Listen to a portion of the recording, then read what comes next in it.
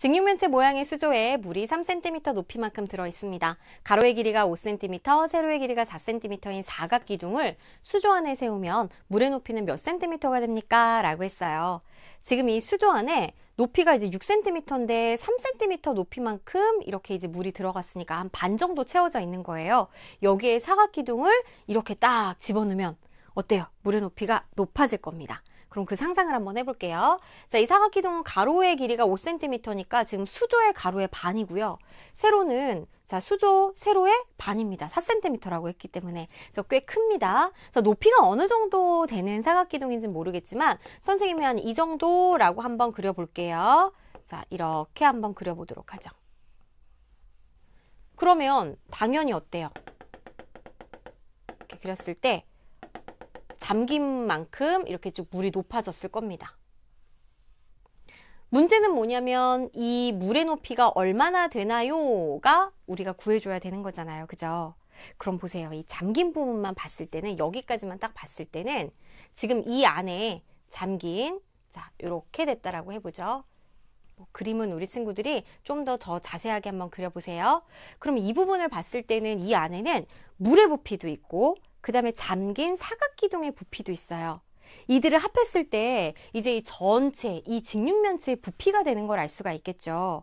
그러면 이 높아지고 나서의 높이를 모르니까 내가 높아지고 나서의 높이를 네모센티미터라고 해보자고요. 그러면 전체 이 부피는 10 곱하기 8 곱하기 이렇게 높이, 네모가 될 거예요.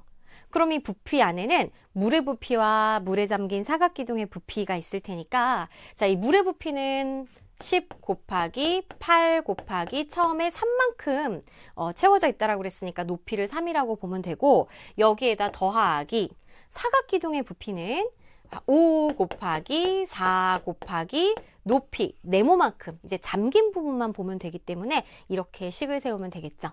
그럼 어때요? 이들이 같다라고 이제 식을 정리를 좀 해보도록 하죠. 자, 10 곱하기 8이니까 80 곱하기 네모. 그러면 이는 계산하면은 자, 80 곱하기 3이니까 240. 여기에다가 20.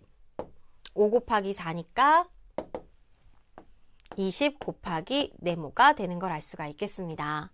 그럼 여기에서 우리가 이 네모를 어떻게 알아볼 수 있을까 생각해 보세요.